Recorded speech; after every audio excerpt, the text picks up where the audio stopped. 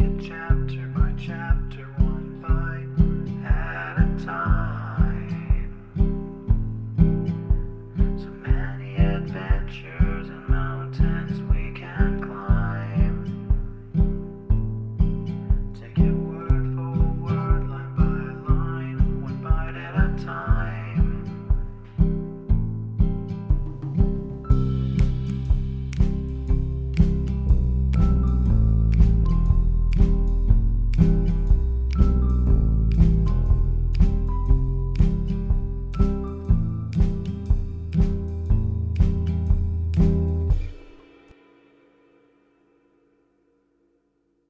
Welcome to Bite at a Time Books, where we read you your favorite classics one bite at a time. My name is Bree Carlile, and I love to read, and wanted to share my passion with listeners like you. If you want to know what's coming next and vote on upcoming books, sign up for our newsletter at biteatatimebooks.com. You'll also find our new t-shirts in the shop, including podcast shirts and quote shirts from your favorite classic novels. Be sure to follow my show on your favorite podcast platform so you get all the new episodes. You can find most of our links in the show notes. But also our website, biteatatimebooks.com, includes all of the links for our show, including to our Patreon to support the show, and YouTube, where we have special behind the narration of the episodes. We're part of the Bite at a Time Books Productions Network. If you'd also like to hear what inspired your favorite classic authors to write their novels, and what was going on in the world at the time, check out the Bite at a Time Books Behind the Story podcast, wherever you listen to podcasts. Please note, while we try to keep the text as close to the original as possible, some words have been changed to honor the marginalized communities who've identified the words as harmful, and to stay in alignment with Bite at a Time Books' brand values. Today we'll be continuing Adventures of Huckleberry Finn by Mark Twain. Chapter 4. Well, 3 or 4 months run along, and it was well into the winter now. I had been to school most all the time and could spell and read and write just a little, and could say the multiplication table up to 6 times 7 is 35, and I don't reckon I could ever get any further than that if I was to live forever. I don't take no stock in mathematics anyway. At first, I hated the school, but by and by I got so I could stand it. Whenever I got uncommon tired, I played hooky, and the hiding I got next day done me good and cheered me up. So the longer I went to school, the easier it got to be. I was getting sort of used to the widow's ways, too, and they weren't so raspy on me. Living in a house and sleeping in a bed pulled on me pretty tight mostly.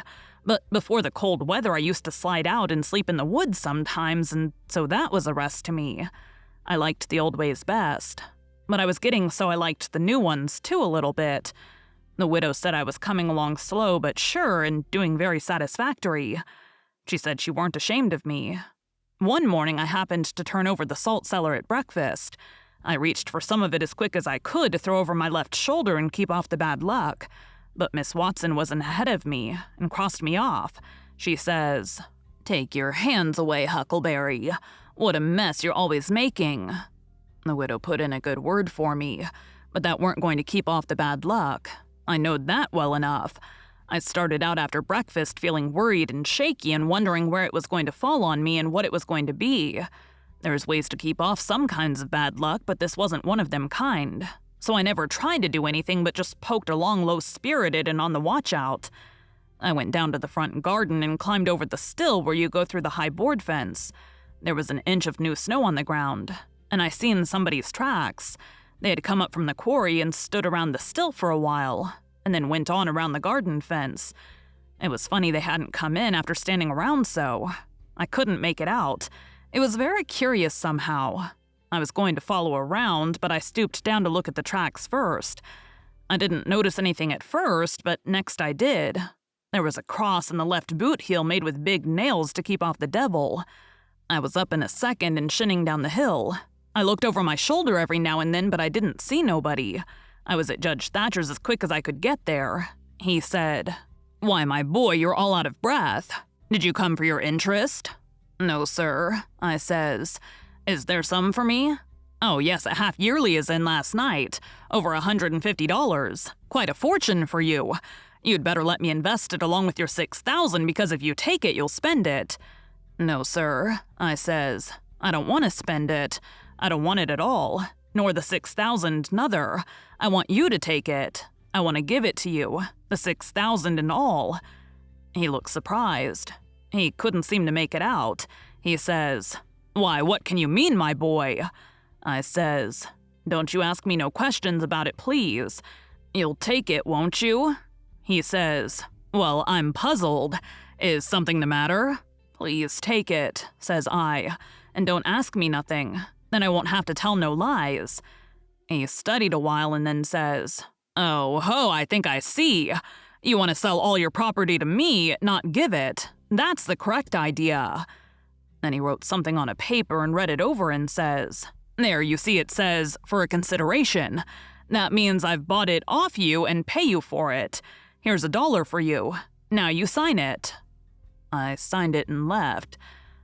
Miss Watson's servant Jim had a hairball as big as your fist which had been took out of the fourth stomach of an ox, and he used to do magic with it.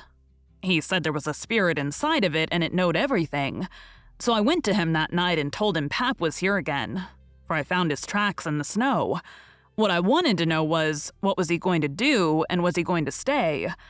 Jim got out his hairball and said something over it, and then he held it up and dropped it on the floor. It fell pretty solid and only rolled about an inch. Jim tried it again, and then another time, and it acted just the same. Jim got down on his knees and put his ear against it and listened. But it weren't no use. He said it wouldn't talk. He said sometimes it wouldn't talk without money. I told him I had an old slick counterfeit quarter that weren't no good because the brass showed through the silver a little, and it wouldn't pass nohow, even if the brass didn't show because it was so slick it felt greasy and so that would tell on it every time. I reckoned I wouldn't say nothing about the $1 I got from the judge. I said it was pretty bad money, but maybe the hairball would take it because maybe it wouldn't know the difference. Jim smelt it and bit it and rubbed it and said he would manage so the hairball would think it was good. He said he would split open a raw Irish potato and stick the quarter in between and keep it there all night. And next morning you couldn't see no brass and it wouldn't feel greasy no more, and so anybody in town would take it in a minute, let alone a hairball.